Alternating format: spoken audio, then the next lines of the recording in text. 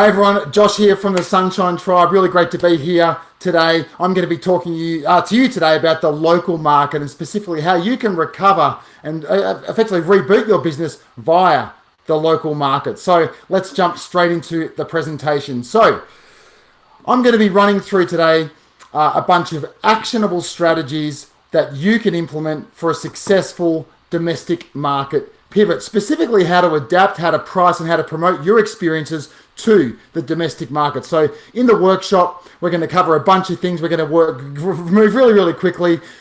First of all, how to find a domestic market segment that you can serve right now, how to green light your idea with a deep dive research technique, do's and don'ts when it comes to pricing a locally geared experience, copywriting, best practices, how do you tweak your messaging to speak to a new type of customer, and finally some quick wins, do's and don'ts, top tips from a marketing perspective. So first and foremost, why local, why now? Well, I think there's no secrets as to the landscape, the state of play in global travel right now. So, but you could argue domestically there is light at the end of the tunnel right now. Now, I'll just pop this in here. This is something that was created by the Australian Chamber of Tourism a little while ago. As you can see, a little outdated by now, back in May, 22nd of May. But the important thing about this, you can see they had a restart timetable. If you look here at what they estimate to be the domestic restart timetable, while this has well and truly happened in many corners of Australia. But if you go down to the bottom here, you can see that international travel, a restart of international travel is still well away, and they don't anticipate this being until 2021. So bearing in mind, of course, that Australia is one of the least COVID affected places on the planet. There's a little bit of an issue down there in Victoria at the moment. For all intents and purposes, we've been very lucky in many corners of Australia. So it's very clear that selling to your local interstate market segments is going to be your fastest road to recovery. So before we dive in, why should you listen to me? Very good question. Well, back in 2007, I started a private tour company, Melbourne Private Tours, down there in Melbourne, Australia. That's the way the website looks today. It definitely didn't look like that back in 2007. When I started the business, I didn't have a lot going for me, no experience in tourism or business, IT, admin skills, no startup capital, and really battled those first couple of years to get traction. I was working really hard. I had no visions or systems or goals. I was struggling, hustling, and doing everything in the business. But there were many reasons for this, but we did manage to turn this business around. And 7 years later was a very different story. We had a large team, a beautiful fleet of luxury vehicles, and we were doing well over $2 million a year in annual revenue. And most importantly, about 5 years after I started the business, I identified and targeted a local market segment and launched MPT corporate events targeting local businesses in Melbourne. And that's the way the website again looks today. That the business and that corporate event side of the business is still going strong. And we quickly grew that up in a short period of time to a division of the business, a market segment generating around $400,000 a year in annual revenue, which is very important. And I'll tell you how I did that a little later. I sold that business in June 2017 for over $1 million. So diving right into the presentation, first and foremost, who are you going to serve? It's really important that when we're talking about the local market, that we're not talking about it generically as one thing. We're talking about specific segments within that market. And so the question, who are we going to serve? Well, when we're trying to identify who we're going to serve, this is a time for you to start brainstorming, time for you to start really thinking outside the box. And initially, you're going to go with a hunch about different segments of your local community that you might be able to serve. So a couple of ideas for you. There might be the mature age market, the over 60s market. This is a market that you have a strong argument to say may have traveled extensively over recent times. They might do 1 or 2 or 3 overseas trips per year, but right now they're not traveling. They won't be for some period of time. They're for a range of reasons. There's going to be fear. There's going to be family pressure. There might be a challenge within, about getting insurances, but there could be very big opportunities with the over 60s market. International students, again, some really good opportunities that we could find there. A lot are in Australia or in destination right at this point in time. They potentially, a lot of them have budgets, they're bored, there's not a lot for them to do, so there could be some real opportunities there. Local businesses, as I mentioned, for team building or much needed morale boosting type experiences. Now, as the world has begun to open up in many places, as businesses that were working remotely have come back together, there's going to be and will be an increasing need, even though maybe business has been running effectively remotely. Once businesses start to come back together, a real opportunity, a real need for morale boosting experiences, team building activities, reward and recognition, these kind of things. I'm going to move through these really quickly. Family groups with kids, a lot of places that have been locked down or had their movement restricted, are going to be desperate for some fun. So tailoring experiences towards kids, specifically, not just something where kids can tag along, but something that can really be focused in on kids is going to be very, very valuable, very important. On that note, couples only might have been boxed in with the kids, as I have been for a long extended periods of time, and really now a time for mums and dads, couples, to get a bit of time away, to do something special, reconnect away from the kids. Recent milestones that might need celebrating. A lot of corners of the world. I was speaking to some operators in Thailand the other day about the opportunities that they've identified with expats within their community. School or university groups, the elderly. Now, of course, a lot of corners of the world, the elderly, there's going to be a lot of anxiety about the elderly getting out and doing things. They've been hit really hard, and they're very susceptible to COVID. But potentially there could be if there's some very COVID-safe experiences, the elderly, there could be some opportunities there. Kids programs, after school and school holiday programs, educational, where people want to be learning a new skill, which is something that comes back time and time again with the local market, that they don't want to be doing necessarily just touristy things. They want to be rolling their sleeves up, immersing, getting involved, and learning something. Bachelorette events, wedding parties that might have been postponed, clubs, groups, societies, sporting teams, the list goes on. Now, this is not by no means an extensive list of opportunities to identify market segments. This is, you could say, the tip of the iceberg, and it's going to be very much destination specific. But what I encourage you to do is to get out there and think more in a more targeted fashion about who you could be serving within your local interstate or interstate market. So my recommendation is to start with one, because down the line you could absolutely rinse and repeat once you've been through a process of creating something to speak to a market segment. You could begin with one, have some success, rinse and repeat, identify and target a new market segment. But anyway, the next step, once you've identified a market segment that you want to serve, is the research phase, proving your concept. So you're going to have a hunch.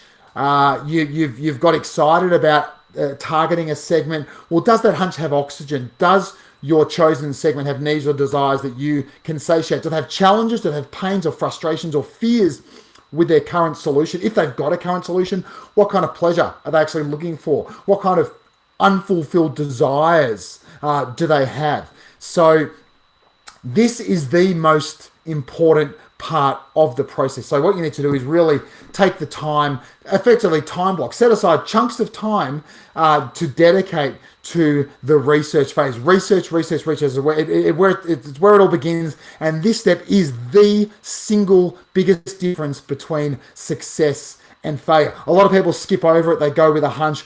I strongly advise against it. Take the time to do this properly. So if you do it properly, you can almost be guaranteed that when you launch, people are going to buy what you have to sell. So where do you start? Well, the lucky thing about the local market as opposed to the international market is that you've got a lot more scope for research. Rather than try to do market research or find your target market, in various corners of the globe, if you're focusing on international markets, yours might be people right there in your community, neighbors, family, friends of friends, people that are in your community that you can reach out to and ask some questions.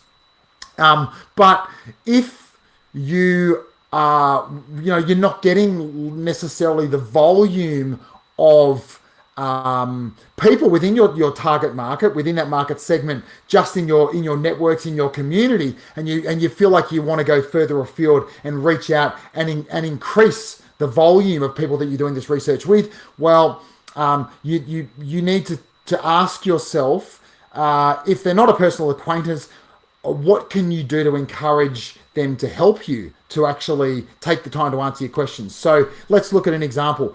If you're looking at the over 60s market as a market segment, well, there's going to be a lot of opportunities. It might be Mary and Joe next door that take a lot of trips. They go to, they go to Europe once a year. They go to Southeast Asia. They do, the Pacific Islands, whatever it is. They travel quite extensively. So there's a lot of really valuable information that you could gauge from speaking to Mary and Joe next door, or for them to put you in contact with a lot of their friends, their traveling companions, or people they did a group tour with. So speaking to those sort of people, parents of friends of your parents, or the parents of friends. There's a lot of opportunity for you to speak to people within your market segment right there in your community. But again, if you don't feel like you're getting the volume of people by using those methods that you would like, well, you could potentially think about speaking to your local travel agent who would have a vast network of past customers, past leads, people in their audience,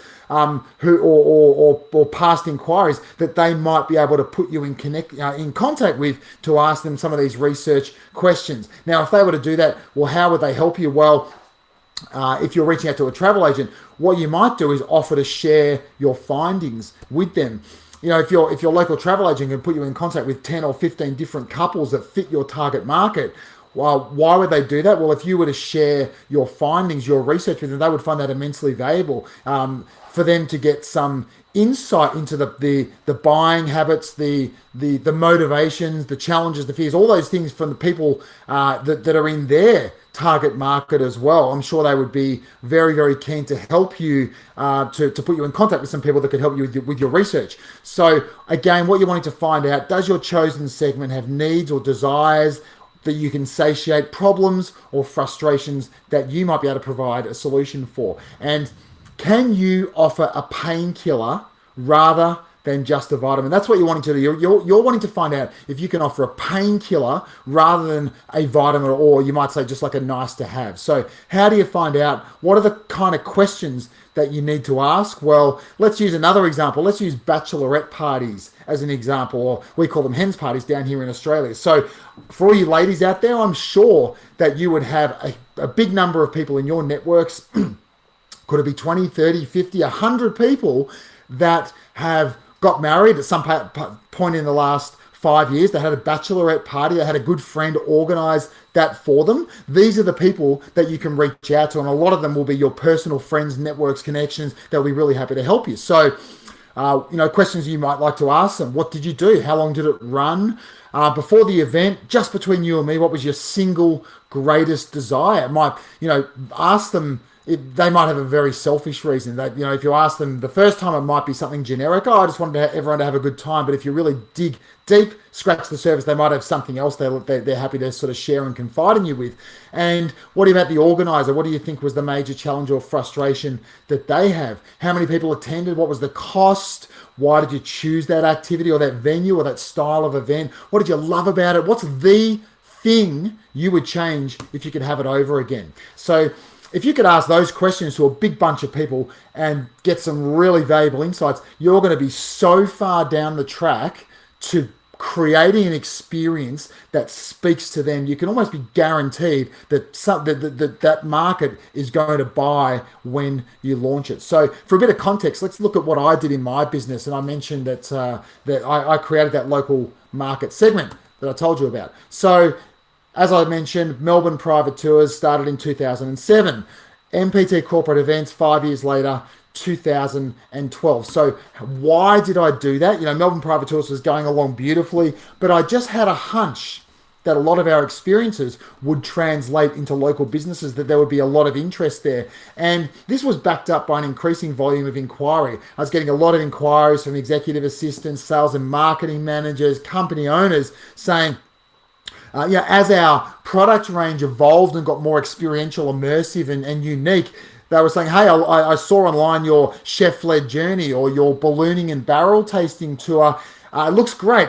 I think it's something my team would really love. So I'd love some information. So I noticed the trends increasing with interest from local businesses. So I felt that the signs were there to do it properly. So the first thing I did, as I always recommend in every situation, start with the research. So I look back at our corporate inquiries over the last 3 years. I look for patterns, business or industry, company size, the role of the decision maker, the nature of the inquiry. Then the second step, I zeroed in on people in my immediate networks that work. I mean, everyone works somewhere. A lot of people work in companies. A lot of people have a lot of staff. They've got colleagues, workmates. These are organizations that they work in. So I asked them, do you do anything in the way of company entertainment? What do you do? Is it Christmas parties, team building days, conferencing, reward and recognition programs? What do you actually do? When do you do it? How much per person approximately? What's the size of your company? Who's the decision maker? What's the general feedback about the events? What's the talk around the office after the event? Is it something that's really appreciated? Is attendance really strong, or do people think it's a bit of a drag to come along? What, from an attendee, what are some of the frustrations or challenges that they have? What are some of the desires? Would they like to see something different? What can you get? What sort of intel can you give me? And then the next step I did was I researched industries at that time that were doing well. And I took it a step further. I researched businesses within those industries that fit the demographic of the inquiries that I was generating. So that was that. I got a really good, so I collated that data. I looked for patterns. A lot of really great patterns began to emerge. And I started to build out a list of target organizations, types of needs they have, types of budgets, decision makers, all these things. And I got a really good target list, that initial target list of probably 100 companies that really fit that demographic. So then I did it the good old fashioned way. I time blocked, I hit the phones, I set aside chunks of uninterrupted time with the aim of starting a conversation with that decision maker. So it went something along these lines, and I got into a really great sort of rhythm. This is who I am. This is what I do. I'm not trying to sell you anything. What I'm doing is working on an awesome new range of team building experiences or company Christmas party options, something that got people excited. Oh, right. Great. He's not selling me anything. Oh, that sounds really interesting, like something I'd like to hear more about. And I've got a few questions that might help me in my quest to develop this range. So what do you do for X, Y, and Z? What, when, how much, how often? What's feedback generally like? What's the single biggest challenge or the biggest frustration or the fear or desire that you have? And I got so many people willing to talk to me. As soon as you get them on guard, so they're not defensive, you're not trying to sell them anything or pitch or promote, you're just asking for a bit of help in something that they would get great value from down the track. So I got a lot of varied answers that, it's from might do a team dinner once a year to a complete corporate entertainment program. And finally, when in this research phase, which was really, really important, at the end of the call, I got them comfortable. They were talking to me. So the next part was, thanks so much for all your help. This has been so insightful. It's gone back to the drawing board. When we've fully developed these new X, Y, and Z, what if I could come back to you with 3 or 4 meaningful, memorable ideas that really fit everything that you need, that come in under budget and make you look wonderful, to your boss?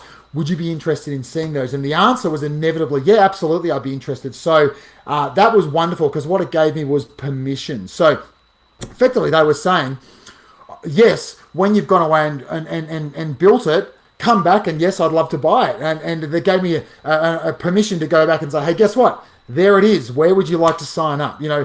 So that was a wonderful way of getting people buying into your journey and getting people excited in what you've got to offer, and getting people to actually give you permission to go back and say, here is what you asked for, and you can leave your credit card details here. So top tips for stage 2. First one, be really curious. Because it's usually answer number 1 that opens the gate, but you've got to scratch the surface, dig a little deeper. Oh, really? What do you mean by that? That's interesting. Tell me more. Oh, really? Why is that? That's when you're going to get those really, really juicy details, by digging a little deeper. 2, avoid trying to extract the answer you're looking for. So approach the research like you're trying to disprove the theory, rather than put words in people's mouths to get the answers that you're looking for, because that's not going to serve anybody. 3, don't get buried in research. Good enough is going to be good enough. Do research to your bandwidth. So you do it to your capabilities and then launch. It's not going to be perfect the first time, but when you start getting that feedback rolling in, then that's when you're going to be able to improve. So just do it to a level that you're capable of and then launch. And 4, make sure you use the exact language that people give to you in your marketing and promotion, because by doing that, using the language back to them that they gave you, the exact phrases, terminology, they're going to say, yes, that's exactly how I feel. This makes sense. This is like it's been built, created for me. So as I say, it gives you an opportunity, once you've done that once, to then, and had success, rinse and repeat. Choose another market segment, go about it again. So once you've done that, it's time to iron out the creases with a well-planned familiarization trip. So you want to do this to gather really valuable feedback. Now, my recommendation is to not target it to just one type of person. So you want to get a cross section. So I'd recommend, if you're trying to launch a new tour to a certain market, you want to get prospective customers to come along. You want to get relevant tourism association representatives. So it might be a product development manager or a familiarizations unit representative or a market coordinator, or the domestic market coordinator, or it could be a product development member of the product development team. And also some distribution partners. So it might be a travel agent, or it might be an inbound tour operator, or a DMC, someone. So are you getting a broad cross-section of views, perspectives from people that are really valuable to the way it should look. Now, how do you get people to attend? Well, you want to get a target list together, first of all, of those 3 types of people. And then in your first approach, you want to make it sound fun. Keep it light, less like a research exercise, keep it short, and something that people are like, hey, that sounds great, that sounds like fun, I'd love to come along and check it out. We'll do something short, sharp, snappy, highlights the best of the best, and make it convenient. So that's most important. And at this point, don't mention the feedback that you want from them or what you want from them. So it could go something like this. I'm working on a great new X, Y, and Z range of blah, blah, blah. I'd love for you to come along because, it makes people, feel like they're important, massage the ego a little bit. You're a real authority in X. You've got some really valuable insights in Y. Everyone tells me you're the go-to in Z. Make people feel special. They'll want to come along and help you. And as such, I'd be happy to work around your schedule as best as possible. I'm kind of loosely thinking about running it at either A, B, and C day at X, Y, and Z time. How do they work for you? Let me know. If not, I'll be able to work out something that really suits. So you're giving them every opportunity to come. And if the answer is no, well, it's not because they can't make it, they're just not interested. So you're making it as easy as possible. There is no reason for them not to come along if they're really interested. So you'll be able to weed that out pretty quickly. So remember, ease, flexibility, these are going to be massive to getting a strong attendance, and you're going to get dropouts. So you probably want to overbook your familiarization trip because there's going to be a healthy percentage dropout. That's just inevitable. People will drop out, and it may not be to do with what you're offering. It's just, busy jobs, busy lives. So maybe get more people committed than you actually can accommodate. So the feedback section, once you've got people committed, they're in, yes, great. Be really clear on your objective, what sort of feedback you expect from them. Don't be vague about it. So once afterwards, there's going to be X number of questions. It's going to take you X number of minutes. And can you get your responses back to me by this date? If it's okay, I may follow up with a really super quick phone call if I need to clarify anything. So be super clear on what you expect. All right, moving quite right along. Pricing. A pricing 101 for a locally geared experience. What I just want to do here is kind of bust some of those myths. So there's a lot of myths around the local market that locals won't pay that. I've said it before. I said it naively, in times before I had success in the local market. Maybe you've said it as well. Well, my take on this is that that's wrong. And the bottom line is that people will pay for stuff. If you're giving them a painkiller, if you're solving a burning problem, if you're satiating a desire, if you're giving them the pleasure they crave, they will pay. So this is the first step. So solve the problem, kill that pain, satiate that desire, provide that pleasure that just as you need it to be craved, and then and only then is when you should be pricing it. So top tips when you're pricing for the local market: 1, build the experience, get it right, then turn your attention to how to price it. Tip 2, don't base it on the marketplace, okay? What the marketplace believes something should cost, what the general consensus tells you you should be pricing something at. Convey your value and people will pay for it. And I see this over and over again. And lastly, test it, test it, test it. So don't be afraid to test. So find your sweet spot by using different pricing. Consider it an ongoing experiment. And moving on to point 5, which we're making decent time, I think.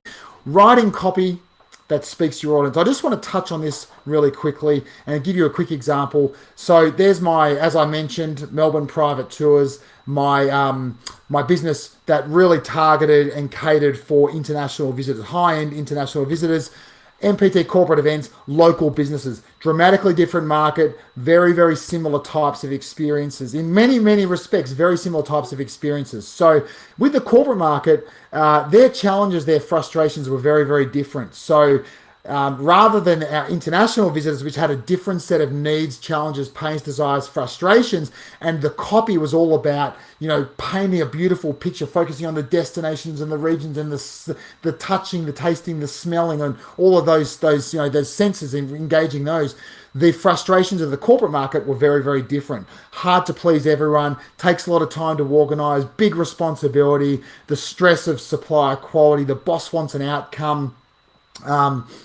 We want a team building element or some kind of a challenge element. I want the staff to feel like we appreciate them. I want to put some time and effort in. Strong attendance, that's really important. We want people to come and we don't want to blow the budget. So when I was writing my copy, these are the kinds of things that I injected into it. I moved away from painting these beautiful sensory pictures of destinations and regions, and it was more nuts and bolts. How am I solving pain? So it was really important to incorporate these kind of things into the copy. So even though a lot of the experiences were very, very similar, the copy that I used to sell them was so dramatically different because I was speaking to 2 very different types of people.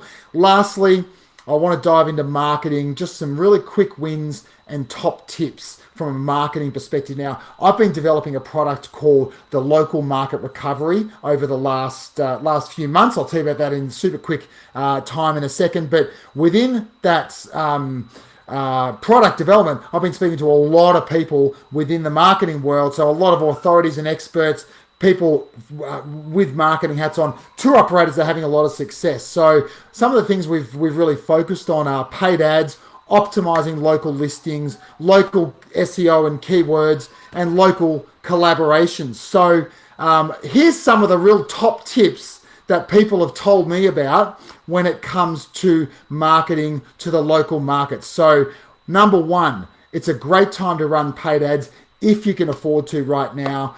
Get started with, $5 or $10 a day. You don't need big budgets. You don't need to engage an agency at this point in time to get started. It's a very simple step-by-step process to get yourself started. There's great resources out there. Chris Torres has got a great book, Turning Lookers into Bookers, which has some really simple steps that you can follow. The other things that have come shining through from our marketing experts: experiment with a small daily budget, but just give it 10 to 14 days before you make any changes, because Facebook goes through a learning phase. Allow for Facebook to learn about your audience and then evaluate and make any requisite tweaks. And finally, it's come shining through that people believe Facebook is the cheapest and easiest platform to run ads right now. So next, when we're talking about search optimization, local keywords, really key advice that's come shining through from a lot of tour operators having a lot of success in this space.